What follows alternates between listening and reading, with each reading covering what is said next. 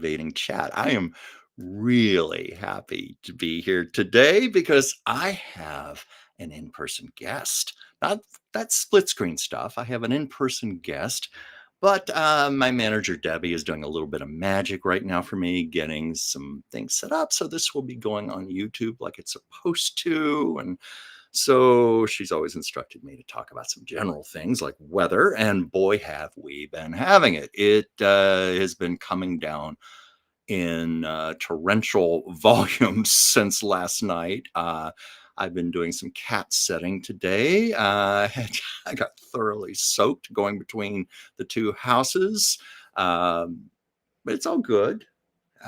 Where's Sasha? Sasha is going to be making an appearance undoubtedly any moment now. She very ceremoniously threw up on my couch minutes before going on the air. So you should have seen what was taking place here. Me frantically dabbing the couch, vacuuming, cleaning, brushing stuff off. And there's Sasha. Yes, I knew you would make an appearance. This is Sasha Siamese. I'll tell you right now, like and subscribe her channel, Sasha's Siamese Secrets. And hi, Kathy. Thank you for watching from Missouri. That's great. What's it like there right now? How's the weather there for you? And hi, Francine. You're watching from Missouri too. Thank you. Tell me, what's it like there, the weather? I haven't been to Missouri since I was 12 years old. But are you getting all of the East Coast winter weather? We're just getting soaked right now. Hey, Kathy. Yes, Sasha says hello too. Yes, Sasha is adorable. She is always, yes, she's always wanting to steal the limelight. And anyway, we've got a great show today. I don't want to waste too much time, but I've got my best friend in the world here right now. And we've talked forever about doing something together, like maybe one day doing a podcast, doing our own occasional show, because hey, Debbie. Debbie says hi. We have talked about this forever, just because we get together all the time and we go out on long walks and we just go off on tangents. We can talk about anything in the world, and we usually do. We can get deep, intellectual, and we can get puerile, childish, silly as all get go. So I have no idea what's going to happen today, but that's the fun of it, just the spontaneity of the two of us together. So let's see how our magic transfers. I'd like to introduce all of you to the incomparable Anastasia Pavlov. Well, hello, Dolly. Hello, Dolly. Dolly. It's so nice to have you back where you belong. Well, I didn't go anywhere, darling. Sasha thinks otherwise. Hello, everyone. Hi out there in TV land. Hi. Hi, Fred. Hi, Ethel. Lucy, I'm home. Yes, you are.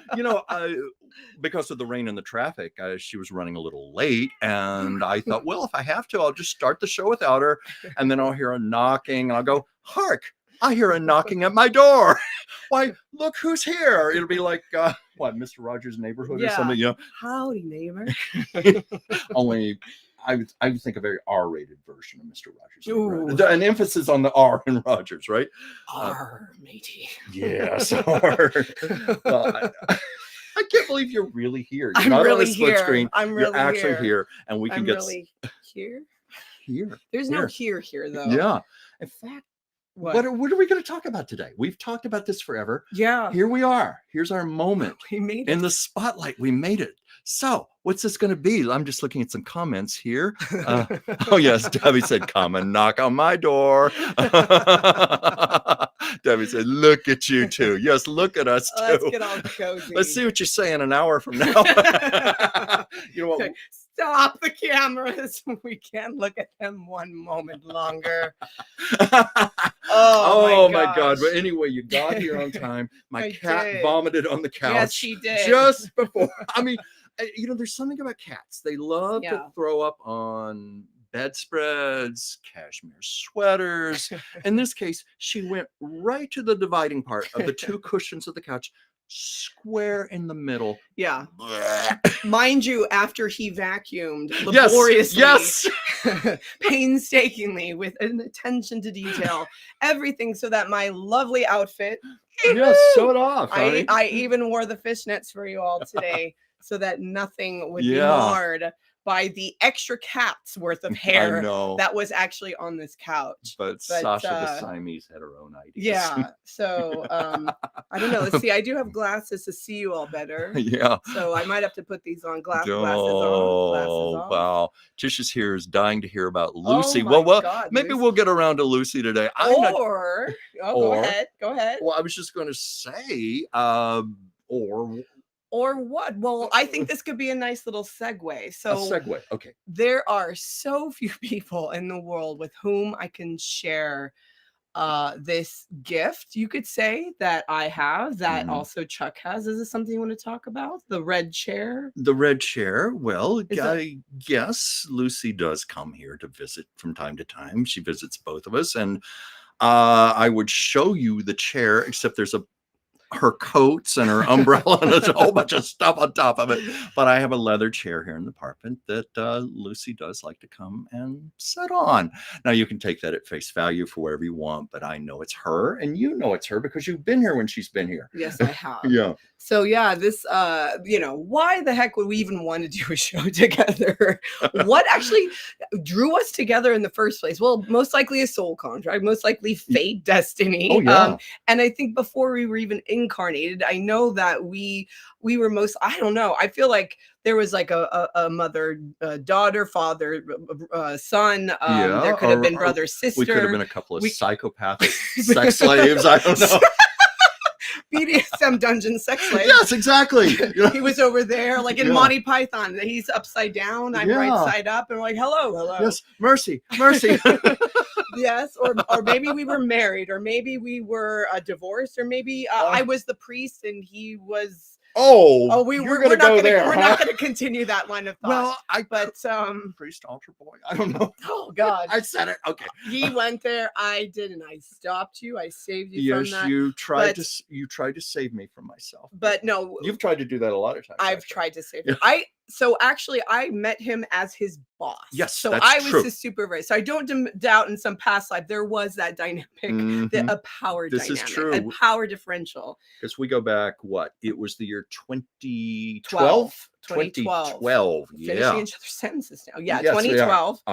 Where are we? Oh, it's been 12 years. Yes, it's 2024. A generation. A generation has gone by. How about that? Fuck, we're old. We're old.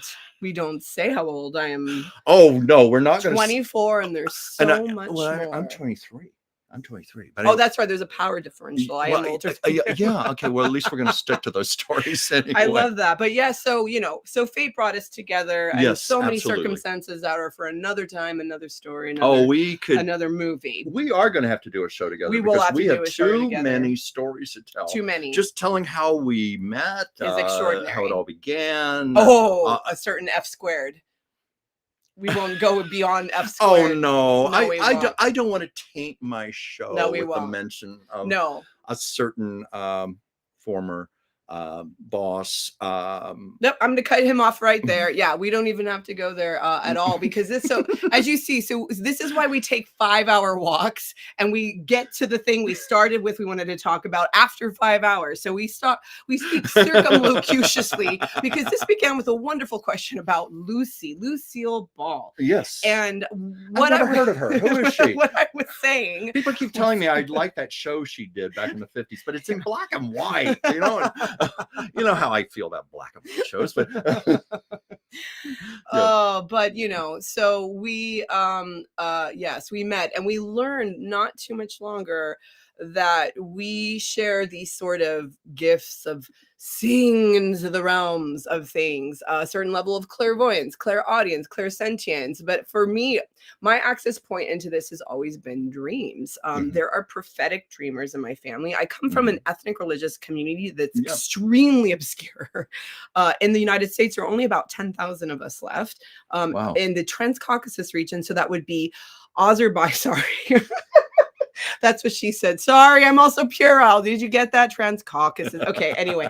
So we've got meaning childish. Azerbaijan, Kazakhstan, Iran, Georgia, Armenia, Turkey.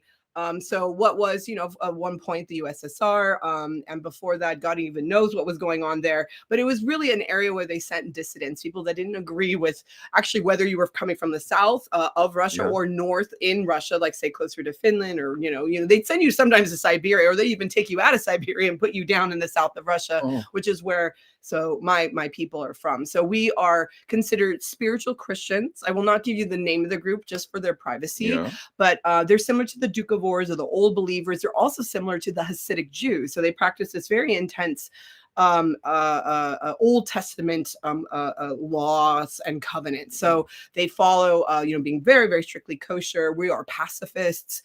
I could go on and on, but I say some of this because there's a spiritual, esoteric, mystical aspect of it. This aspect, in part, shows itself in people who are these sort of seers or dreamers or speakers. They receive visions and insights ahead of time, and it only comes when it's absolutely necessary. This isn't a parlor trick. This isn't something that you do necessarily for pay. However, it has saved the lives of our people because we had a prophetic dream and a prophetic word that came through right before the Russian Revolution. So there was a wave of immigration in 1905. I never knew this. Yeah, we actually got out. A lot of us. My family was part of that first wave. My father's parents, so my paternal grandparents, and then my maternal great grandparents came out of that first wave of immigration. So we were saved from the first wave of intense sort of pogroms and genocides that hit right before the revolution hit in 1918 or so, and when everything just broke loose, all hell broke loose. Yeah. You've never told me this. Look at this. I'm learning alongside you. I told you, she's fascinating. Oh my God. This is why we can go for, as you said, 5-hour walks. Yeah. You have a what do they call it? That pedometer? Is that the right word for it on Yeah. your phone? Yeah. We were shocked to find we had walked 5 miles once. We thought we had just walked for maybe, I don't know, 500 steps. Yeah. No, we just get into these conversations and we can go off on tangents and get on the phone. And I always knew from the beginning I was going to do a show like this. There was no way I was not going to have her as a regular guest. I'm excited. This has actually become reality. We are actually broadcasting to the world right now. And so I definitely want to get back to the beautiful point of Lucy. So long story short, there are these gifts that I have that Chuck has and things that we cannot talk to almost anyone, just like my ex-boyfriend who called me cuckoo crazy for sharing some of this information with him once. But we won't bring him up too much more. But, or just like F squared. Well, it's my understanding he couldn't bring himself up. But no, we're going there. No. I'm sorry. That was too much information. Okay. Sorry. Whoa. But sorry, but this is the way our minds work. We feed off of each other. And mind you, we're not going to show you what this is, but we haven't even drunk any of this yet, folks. Well, then we got to correct that situation. This is our natural state. This is Chuck and Anastasia out in the wild. It's a bit much, is it not? But it's perfect.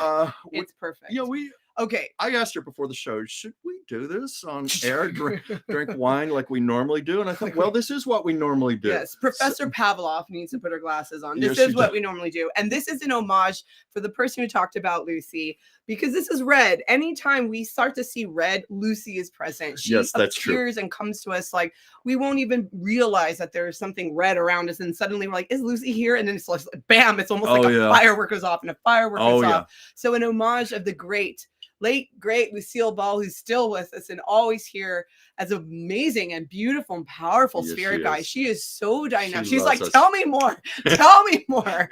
Lucy was a Leo. Great Leo. I have a lot of Leo. I got some Leo. I got some fire. If you saw Joyce's show, I got some fiery Joyce said Leo I have some Leo too. Yeah. It gives me fire. Yeah. But I don't know if Joyce is watching us right now. No, I don't see her. Lucy, just the greatest comedian of all time. One of the most recognizable celebrities in the world, globally, not just in the United States. 78 countries. It has been estimated over 3 billion people over the course of 72 years have seen Lucy, and historians have actually formally stated she is likely the most viewed human being in the history of humanity. So I'll let you pour your glass. So how about those facts? So this is how about them apples, huh? In honor of the of the great Leo herself, of Lucille Ball, and the person who asked that, and anyone else who's asked about Lucy tonight, today, forever and ever, amen. To Lucy. To Lucy. Cheers. To us, to Yay. our inaugural show. We shall we say we popped that cherry today? I mean, We I'm did sorry. indeed. We And we're are putting it on top of the cake. Have a sip of wine, and I'm going to talk about. Oh, Pam, Pomona, hi. I'm glad you joined us. And I'm trying to see who else is We're here. not Ozzy or Harriet. We are yeah. not Ozzy and Harriet, not by a long shot. What are we? I gotta think. Whoa, that tongue Well, we're not tied me. Ozzy and Harriet. We're not Lucy and Ricky. I We're, thought of Dick and Jane, but that Dick and Jane. Dick and Cat, Dick and Cat. Pussycat, Oh, Pussycat. for okay. obvious reasons. Okay. Okay. Really obvious. Sorry, that reasons. was terrible. God, again, puerile. We're going on 13 years old here. And Yeah, I but- love it. I but- love it. Joyce is here. Pam is here. Welcome everyone who's here. I know you two are going to want to have her on your shows too. Joyce, you've already had her. Now I've got her. We're just going to rotate Anastasia around. She's going to be, quote unquote, the guest that we all get In the brothel of Anastasia. like you won't apparently. need your own show. You're just going to Just appear. You're going to randomly. rotate appearances on all of our shows. I hope none of you saw Poor Things. Oh boy. Oh, tell me about that. No, I just said in the brothel of Anastasia. Just spread them. Yes, you're gonna rotate everyone through my whorehouse of one here. And I by the way, I do have a cat too. I have a very, very beautifully plump, fat black cat for the witch I am. I'm not witchy in terms of being bitchy, but I definitely have a very Wiccan sensibility, goddess, high priestess sensibility. But yeah, I have a very big, beautiful, flat black cat named Galaxy. She Mhm. contains multitude. She is missing a paw. She is missing her back left leg. She has quite a beautiful story. She has appeared on my YouTube channel, which is The Sacred Spheres. But she also has her own Instagram, which is what is it actually? Oh, at Galaxy I Am Queen, because she is queen of all, and she's a motivational, or as we say, meow-tivational speaker. And is she your muse? Oh, she is my muse, and I'm her meow me. And Is it all about me? It's about it's possum. And let me see. You wanted to get your doctorate in literature, right? I almost did get my doctorate in. I think. Yes, I can tell. Almost. No, in American studies. My field was, we're all over the place, was American literary modernism. But yeah, no, my cat is a motivational speaker. She's very snarky and brilliant. You should follow her. Yes, she is snarky. She's an adorable little thing. She actually hisses at you, but you can pet her belly at the same time because of the trauma. I'm that way too. The trauma she went through was such that she hisses and growls, but just for effect. She knows that we actually find that terrifying as humans, but she will not attack you, actually. No, she won't. Yeah, so and she's so fat. I love it so much because she can't move very much and she has to eat. She has after my dad passed away, she was born. I feel like a little bit of my dad's in there. Love you, Dad. Shout out to Dad. Rest in peace. My dad loved to eat. Like he would sing to his food, like literally conduct his food like in symphony. And Galaxy has that. My cat likes chocolate. She likes pepper jack cheese, and I've been craving cake lately. You told me this last night. And my cat keeps trying to eat my cake. So yeah, she's just a sweetie pie and a little fatso, but she lets me bury my head in her belly and like tap her little fluffy butt and her little haunches and just Gee, you don't do that for me. I mean, and see, as you'd say that, I thought all my cat does is throw up on the couch. Oh, babe, she's jealous. Yeah, Galaxy. I better put her down. But too much attention in too the much limelight. attention, too much energy. Also, so I have a way of working psychically where I just ask and I receive what I need. So, guides, may I introduce who's here today? Yes, absolutely. Absolutely. Yeah, so of course. Oh, tell us. Lucy is who's here. Also, I work at a very iconic hotel in Hollywood. Does. I cannot mention what it is, but it Can I say it? No, you can't. Okay. We can't talk about it at all. Okay. So sorry, we leave you in suspense. But it's a place where I'm not going to name what ceremony was held there either, because you could easily find out. I will just let you talk. We will say that folks from the early 20th century until now who are A-list in Hollywood have been through there, partied there, lived there. They have they've held their press junkets, their after Committed parties, their debauchery. yes, Yeah. many sins, all the deadly sins and more Oh, and more. exponentially have happened there. And as such, it's a very liminal space. It's very rich. The field is very dense. And it is imperative that I bring support. I do ritual around myself. I surround myself. If anyone wants to know, there's a wonderful practice of surrounding yourself with this sort of orb of energy. I surround myself with unconditional love, pure love, and I imagine that, I see that, I fill it with normally the gold frequency, as I call it, or Oracle Girl, Jacqueline Faye Hobbs calls it, the violet flame with sometimes a soft pink light. I often have had pink hair that's very resonant. It's a rose, it's high vibrational also the energy. violet flame transmutes. Yes, exactly. With the violet flame, the gold frequency, the great spirit, the great light. I have certain guides who are even present in that. And then around that, I put clarity through which I see with compassion. Around that, I have an orb of protection. I'm not going to get too personal and tell you what it is. It's a sort of material I almost work with. And then around that is another orb of protection. And then I have this like force field, almost like in Star Wars. It's going boom, boom, boom. It's almost like it was once this color and then it became a supernova. It was like a planet. And then the planet blew up and became a supernova, a star. And then it be transformed into these colors. And then around that, I have these even bigger sort of all powerful like guides that are a part of all that is. But there are these like these phenomenal sacred feminine guides, and then I can see the entire universe, and then the universe around that, and the universe around that, and then everything inside, outside, upside down, including what I call the time factory, where all of this has been created. But I do this, and I invite in guides, and some of those are here today. So without further ado, we already welcomed Lucille Ball. So Lucy, we did. Again, welcome, Lucy. She's here. So also, if folks have questions for them, because so again, long story short, Chuck and I are channels, we're mediums. We communicate. I work in the space betwixt and between. We call it, sort of being a lighthouse between the realms, between being embodied and dropping the body. But it's not simply about death in that regard, being a sort of death doula midwife. It's also about loss, grief in this lifetime. That is something as small as, oh my God, we lost a couple seconds because Sasha threw up on the couch. Oh my goodness. Oh, it was more than a couple of seconds. For sure. And because we have all these sort of micro grievances, so to speak, and losses. And it's so imperative to allow ourselves in this realm, this sort of dualistic realm in which we are still a part of all that is, and we're in the oneness, but we're also in this binary, and we're in this space, this yin and this yang space, this space where the black and the white, as you said, where also there is color, but also we sometimes have to deal with the laws of thermodynamics and entropy and everything falling to shit. And as such, this is only constant in life, change, and it's imperative that we learn how to navigate and flow with that. So that's something it's so, because people say death doula, good Lord, that's grim, it's just heavy and dark. It sounds like something out of Star Wars. And no, I am Darth Vader, but I'm also Princess Leia, and you might see me with my space buns sometimes, Princess Leia too. But getting Leia, oh Lord, okay.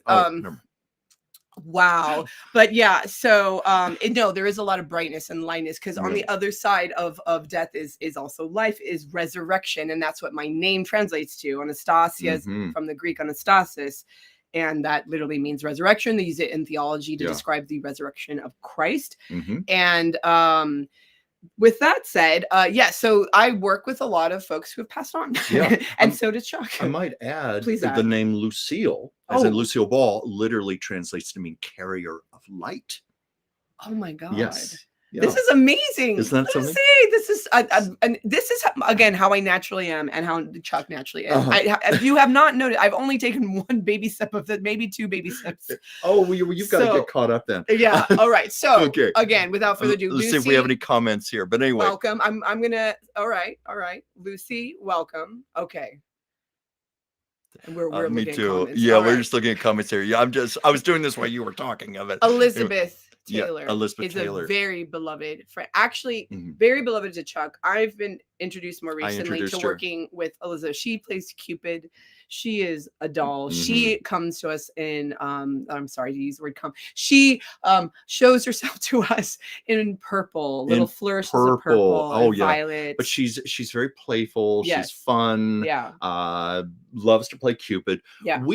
you don't, not that you have to go to a gravesite to communicate with a soul. In fact, it's usually the opposite, because Yeah. that they're not there, They but don't wanna be but they there. are there and they're not there. But we went to Elizabeth Taylor's magnificent gravesite at Gorgeous. Forest Lawn. It's Yeah. one of the most beautiful Oh my probably there. gosh. She has this, would you say it's like a 20-foot high statue of an Oh, angel, yeah. and she It's has imposing. orchids. I think she made provisions in her will that fresh Yeah. orchids be brought 2 or 3 times a week. Yeah. Um, so many of the graves there are restricted to the public, Mhm. Like and Michael Jackson. yeah, like Yeah. Michael Jackson, for example, Jean Harlow, Clark Gable, Carol Lombard.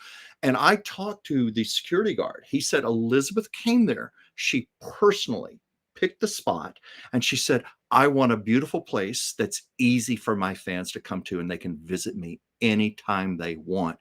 So I brought Anastasia there, and we Yeah. sat there. Yeah. And it's right next to this other room where they've got a glass stained you're laughing, yeah, this glass stained replica of the Last Supper, and they have this god awful recording that they play on a loop every 5 minutes. And we were both going, oh, poor Elizabeth. Can you imagine having to listen to that? And we both At the heard same Elizabeth time. say, well, how do you think I fucking feel having to listen to this all day All long? the time. But that's Elizabeth's humor. She is. I didn't realize she was so vulgar and Oh, crass. I knew that, but it I was didn't know so that. funny. But we She's both heard hilarious. it together. Yeah. We broke out I laughing. heard it and I told him, and then he basically had a version of the same thing that she said to me. It was hilarious. Oh my goodness. So welcome, Elizabeth. Yeah. And then let's see here.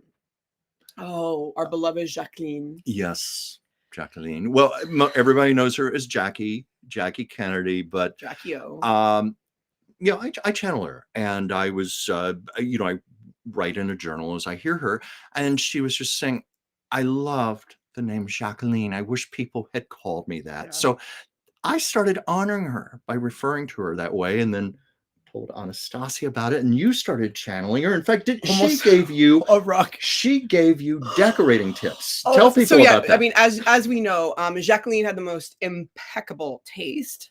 The way she was dressed, there were so many different people, so to speak, auditioned to be the person, her couturier, and she landed on this one. Ola Cassini. Yeah, and Chuck told me the story. He's told it to me many times, where he basically promised her basically. Actually, you tell the story. The story was, Yeah. Her husband he was still the president-elect. It was late November. She was in the hospital. She had just given birth to John Jr., and she was interviewing not costume designers, Couturiers. Couturiers. Thank you. And she took her role as first lady seriously, and she knew she needed to look her best. Ola Cassini came with some sketches and said, my advice to you is, and you don't have to hire me, but my advice to you is, have one designer create your whole look for you and give you a look that no other woman in the world has. Yeah. She loved it, and she said, you're hired. Yeah. And Ola Cassini, of course, created the pillbox hats, the A-frame dresses, basically all the, wouldn't you say, the trends for women's fashion in the 60s started with her and Ola Cassini, and that's where it came from. So anyway, that's the story. So you were going to say. Yeah, and on top of that, she also was absolutely brilliant and worked, was it as an editor for, was it Random House? She was at, I think, I could be wrong on this. I think it was Viking was one. And that's Viking maybe Press. Yeah. Maybe Random House. I am ashamed to say I don't know. We could look it up on my phone while you're talking. But she was so on top of she was an editor. She loved books. Yeah. That was it was a passion of hers. Yeah. She certainly, let's face it, she didn't need the money.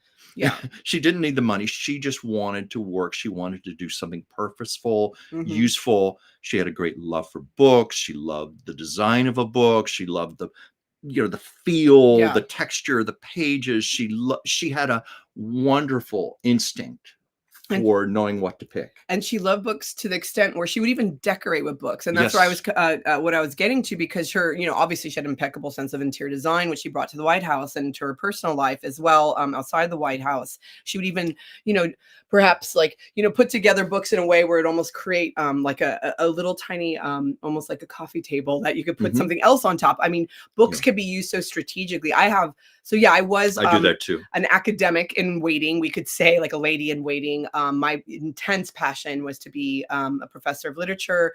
I do write. That's my training. I also, I learned to sing, and I've been trained as a singer way before that. Don't let Hello Dolly, if you listen to the beginning of this broadcast, turn you off. I think we've done plenty to turn people off. But I sing gospel. I have opera singers in my family. When folks came from Russia, one of them ended up in the San Francisco Opera. But blues, soul.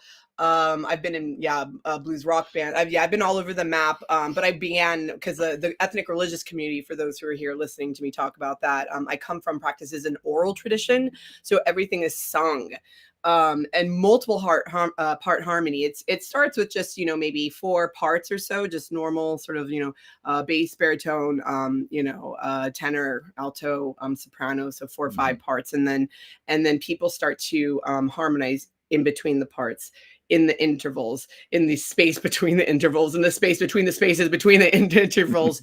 It is infinite. It is infinite. It is a very ancient form of call and response singing. It's very similar to African chorale music. It's similar to the Mordvins. Those are ancient Finns, where our group originally comes from, until we were exiled and put into diaspora in the south of Russia. And then we have little communities in Australia, in Mexico, Southern California, and there's a tiny one now in Oregon, I believe, as well as in Arizona. But I've been singing before I've been writing. But all of that to say, going back to see how my mind works, now we're going back to the books and interior design. And Jacqueline, who let's get back to Jacqueline, because Jacqueline she has this prowess for her impeccable taste.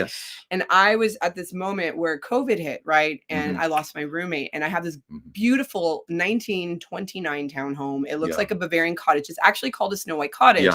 So Walt Disney actually, he was animating his first movie, Snow White and the Seven Dwarfs, around the time where there was all this particular Bavarian, you could say, architecture the in houses, the Los Feliz area. Where he actually housed some of his animators is just down the street from where I live, as you're going toward Gelson's grocery store. And of course, the Gelson's grocery store is built on top of where the Walt Disney Studios used to be. People don't know, when they're in that parking lot, they're actually standing where Snow White and Mickey Mouse were being animated. And that's a fact. But the cottages are there, and they do look exactly like the dwarf's cottage in Snow White. And so this particular architectural style inspired Walt Disney to animate this cottage in Snow White and the Seven Dwarfs. And I live not in one that's historically preserved. It's a little rough and tumble, but it's still gorgeous. But I lost my roommate during COVID. I suddenly had, go ahead. I was just going to say, I cannot equate you with Snow White. Actually, I'm thinking of that Mae West joke. They used to call me Snow White, and then I drifted. But that's me. My hair is almost black, and I have very porcelain skin. But we've gone in a different direction, folks. But well, actually, it wasn't a hair color. I was talking about that. Well, so the curtains match the grapes. No, they don't at all. No, I meant the pure and virtuous Snow White. I know. Well, you are the fairest in the land. I'll give you that. Okay. Oh, thank you, my dear. But just watch out for those evil queens with those poison apples. I could think of a few. No, I know we both can, but anyway. So in the end, I ended up during COVID with this huge apartment to furnish, and I was overwhelmed, and I also didn't know how to afford it. I was in surrender. I really had to up my game with guidance and really put, walk the walk and put my money where my mouth is, or my mouth where my money is. I think it works either way. You need to lick. It works either way. Some gold coins, apparently. But I have always wanted to paint accent walls in my home, and even though I've rented, and I'm like, this is the time. This is the moment to do this. Yeah. And Jacqueline, this brings us again back to Jacqueline. Jacqueline appears to us through teal. More of a blue than green. So teal. It's her iconic color. It was the teal she used to the Air Force One. the president's plane, Yeah. she had it painted in teal blue, Teal blue. but it's very much her trademark color. And Yeah. just like Lucy will come through using red. Yeah. James Dean uses red. Elizabeth uses purple. Yeah. For her, it is a distinctive teal blue. Yeah. And you painted one wall in your house. So this is a fun story. This is such a fun story because I had a journal I was using and being such a good girl and working my journals, this beautiful teal, and I got it matched at Home Depot. No, we're not sponsored by Home Depot, but they matched the color. I painted this wall teal. And incidentally, this was also the moment where I felt very straitjacketed creatively in my life. And there was so much change. There was so much going on in COVID. And my roommate had left. I didn't know how I was going to afford anything. And things just magically were coming together. And I was in this program, Dream Tending and Deep Imagination. I was working with these people hosting a group called Sacred Play. It's a workshop where largely women, it was about 22 women and one very fabulous gay man, and all of us together, we just allowed ourselves to do things we wouldn't normally do. We started normally with acrylic paints, and we would like use our fingers. We would use like cutlery, like we would get like plastic utensils. We would, like, one girl had a daughter who had like a hair ribbon. She used that to make, or we'd burn the paper, we'd tear it up, we'd put it back together. We'd use plastics like Trader Joe's. My kind of class. Yeah. Not sponsored by Trader Joe's, but yeah, we get like plastic and we'd like paint and put. It was just so opening and expansive, and it helped, like, whether we were photographers or I'm a writer and very stuck in ways, like, it helped us to have this other place to open up and do process art. And it helped us then to do our other art forms. Once we kind of like let our hair down, it was like, it made things less imposing, less overwhelming, just to kind of just do it, like Dee Wallace, you talk about your acting coach, like, get out of your head, just do it, just start, just like, we would even just like scribble on the page to get things going. I was just going to say, I'm glad you brought up Dee Wallace, because we've had these conversations about how it's too easy to get way in your head. Right. It blocks the flow of your spirit. And when I used to take acting classes with Dee Wallace, of course, played the mother in E.T., the extraterrestrial. She was very much about channeling emotion, being very much in the moment, connecting with your partner, just allowing things to happen, because she felt that's how you allow life to come into a scene when it's on camera. And she used to tell us, you overthink something, it's death. You're killing it. You're impeding the flow. But anyway, you were saying. No, that is exactly right. And that's what that's literally what came through during Sacred Play. But we also anchored it in dream work. And so our psyches would even connect. So sometimes we'd share from our personal lives, and then I'd be painting something and it would come out to look like this abstracted owl, and then somebody else would paint something that was like a mouse, and it was somehow like a conversation was happening between our paintings, and we'd all be painting because it was on Zoom, so we were each in our own private areas. And